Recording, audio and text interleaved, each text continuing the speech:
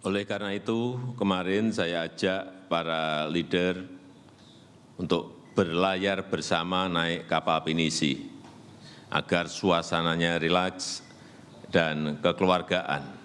Karena memang ASEAN ini adalah satu keluarga.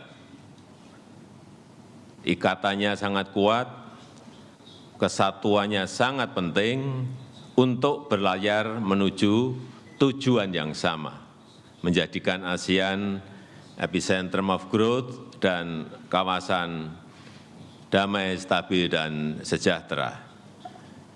Adapun beberapa kesimpulan penting dari KTT ini adalah yang pertama, hal yang menyentuh kepentingan rakyat menjadi perhatian penting para leaders, termasuk perlindungan pekerja migran dan korban perdagangan manusia. Dan saya mengajak negara ASEAN untuk menindak tegas pelaku-pelaku utamanya. Yang kedua, terkait Myanmar. Pencideraan terhadap nilai-nilai kemanusiaan tidak bisa ditoleransi. Dan 5-point konsensus memandatkan ASEAN harus engage dengan semua stakeholders. Inklusivitas harus dipegang kuat oleh ASEAN karena kredibilitas ASEAN sedang dipertaruhkan. Dan Indonesia siap berbicara dengan siapapun, termasuk dengan junta dan seluruh stakeholder di Myanmar untuk kepentingan kemanusiaan. Dan yang penting untuk saya tegaskan bahwa engagement bukan recognition. Melakukan pendekatan bukan berarti memberikan pengakuan. Sehingga saya tadi menyampaikan di pertemuan bahwa kesatuan ASEAN sangat penting. Tanpa kesatuan akan mudah bagi pihak lain untuk memecah ASEAN. Dan saya tidak yakin tidak satupun, saya ulang, saya yakin tidak satupun negara ASEAN menginginkan hal tersebut. Tidak boleh ada pihak di dalam atau di luar ASEAN yang mengambil manfaat dari konflik internal di Myanmar. Kekerasan harus dihentikan dan rakyat harus dilindungi. Yang ketiga, terkait penguatan kerjasama ekonomi.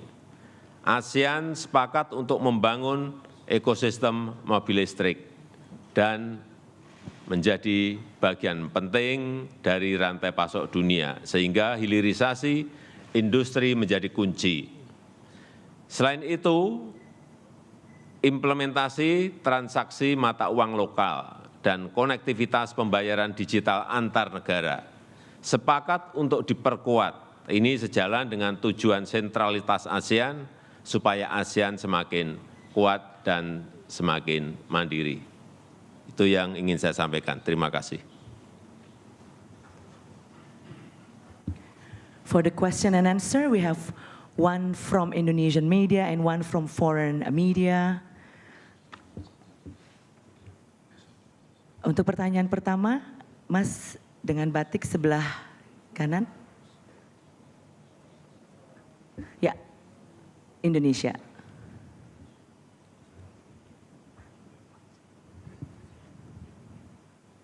Selamat siang, Bapak Presiden, Ibu Menteri, Bapak Sekretaris Negara. Saya Kris Mada dari Kompas. Tadi Bapak Presiden menyinggung soal Myanmar. Sampai sejauh ini berbagai stakeholder dan berbagai pihak di Myanmar sepertinya tidak mau menghentikan kekerasan, tetap baku tembak dan sebagainya. Apa yang akan dilakukan ASEAN pada fakta itu? Terima kasih, selamat siang.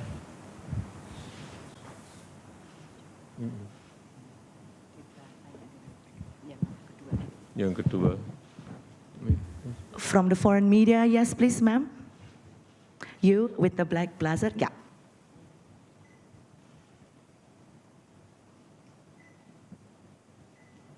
Good evening, Pak. Hello. Good evening, Pak. I'm Chandni Vatwani from CNA. Pak, my question is also on Myanmar. Myanmar's military leaders have been excluded from the ASEAN summit since 2021. However, as you pointed out in the morning as well, there's been no significant progress made. Now, in reviewing its current course of action, will ASEAN consider inviting them back in to engage with them better? Thank you, Pak.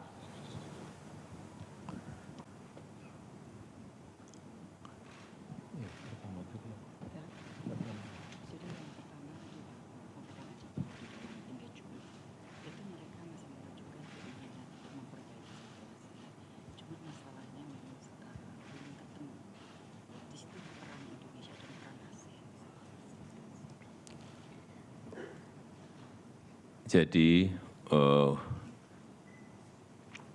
kita sudah mengengage yang ada di Myanmar untuk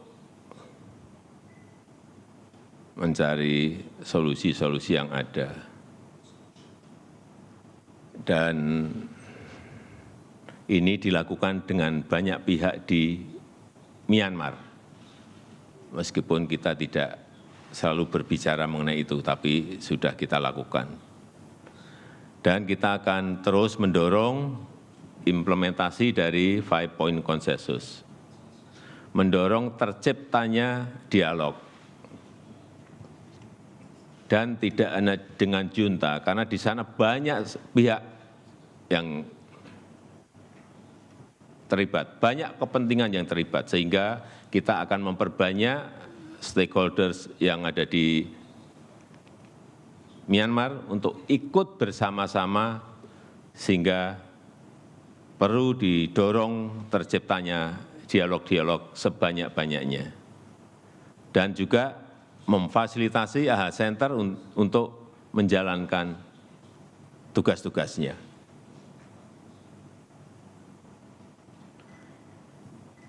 And then for the second question, according to leaders' visit,